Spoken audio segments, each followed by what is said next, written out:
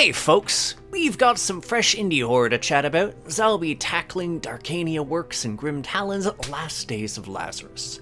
Thanks to the review copy I received, I was able to take a good look at this game's creepy setting, to get a real feeling for what it had in store.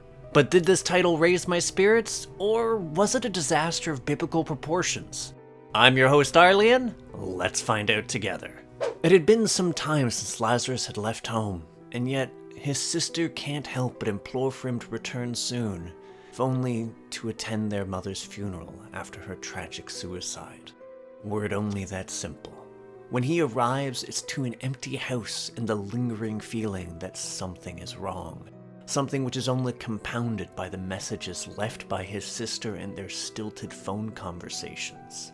But even the discomfort they bring is merely the tip of the iceberg, because there is something gravely wrong with the city itself, which soon sees the familiarity of his childhood home overshadowed by horrific growths. Even still, he can't run away, not if he hopes to find his sister, or the truth about the tragic events that led to his mother's death. Still, as bleak as that premise may seem, it hardly encapsulates the narrative twists and turns Days of Lazarus has in store. And part of that is simply because of how surreal the overarching story is. There's a sort of dreamlike quality to the way that the events play out, or more aptly, a nightmarish one. I found myself frequently uncertain if I was meant to interpret the events I was witnessing literally, or if they were an indicator that there was something seriously off with Lazarus, and this is only compounded as I began to encounter the rest of the game's cast. Quite frankly, there's just something mildly unhinged about the majority of the characters you encounter, to the point that when you do finally encounter someone normal, it actually feels a bit jarring. It's interesting to say the least. That said, one of the elements I latched on into particular was one of its subtler storytelling elements, specifically the collectibles. While some of these are fairly obvious in the form of notes you'll encounter, which support the events currently happening, there's a secondary variant you'll encounter. Keepsakes. Essentially, they're items that Lazarus picks up which can be examined as inventory, but what makes them interesting is that they provide insight into his personal background, often serving to contextualize the reason he'd made certain choices, and overall providing a bit more insight into him as a person. In a sense, they felt rewarding, but they weren't written in such a way that missing them would negatively impact your understanding of the story at large. Still, this brings us to the execution of Days of Lazarus's gameplay mechanics, and well, it largely leans into walking sim territory, since a fair bit of the experience is simply journeying forward through its odd locales and witnessing its scenes. In fact, even when the game introduces things which should be threatening, it took moments for me to discover they were harmless.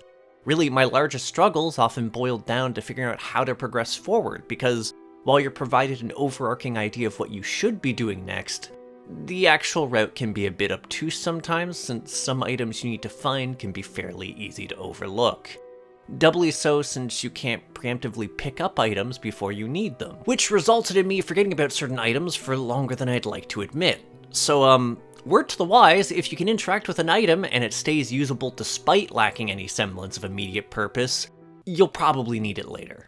Still, if you're looking for something more involved to sink your teeth into, there are some puzzle segments you'll encounter along the way. While relatively infrequent, they're some of my favorite parts of the game, and the fact that you could find more of them alongside some collectibles lore made venturing off the beaten path all the more satisfying. Admittedly, the game isn't free of quirks, given its combination of auto-saving in tandem with a single save slot can hamper you a little bit. That said, I wasn't really hindered by this element in any meaningful way, since there's a very forgiving chapter system that lets you explore earlier segments for lore or collectibles you've missed, which can make filling in certain blanks a lot easier. And it also gives you a checklist that lets you know if you've snagged everything for that segment of the game. And really, that addresses everything you need to know about the gameplay, so it's time to move on. And as far as presentation goes, on the whole, this game looks good. It does a decent job of providing unnerving environments to sift through, and there's some genuinely disconcerting scenes to encounter. And this was despite the awareness that there wasn't really an active threat to contend with. That's not to say it's flawless. Like I said, there were a number of times where it was hard to find what I needed to progress, in part because of how well things would simply blend right in, but it was never to the point that I found myself seriously put off. Also, when the game decided it wanted to veer into being extremely pretty, it manages to provide a surprisingly pleasant oasis in the midst of all the other elements. Also, there is a fine boy, a good cat. That's a win for me. Audio-wise, I think the voice work is decent on the whole. While there's some moments where the dialogue feels a bit stilted, this actually feels right for the sort of nightmarish quality the game leans into. Even beyond that, the ambient sounds and occasional bits of music help to set the mood a great deal. Which is to say, while walking simulators can be a bit difficult of a genre to gauge, at least insofar as being a game, I enjoyed the time I spent in Last Days of Lazarus to a fair degree. While I was left wanting a bit more from its mechanics, its story kept me enthralled for the entirety of my journey, if only so I could get to the bottom of the myriad mysteries it posed. While it only took me a bit over 4 hours to get through the game, I enjoyed the time I spent with it, so I can safely call it a hit on those grounds alone. That said, if you're looking for a lot of involved puzzle solving to tide you over, it might fall flat as an experience. Anywho, thanks for tuning in. If you have something to say, leave a comment. If you enjoy my efforts to create new indie reviews and interviews, hit subscribe and the bell. For a link to my Discord, the Crit Hit Cauldron, check the description, and check out my Patreon to see reviews early and support the channel, like Shrimpmania, Greenwich Babby, and Andy Noted.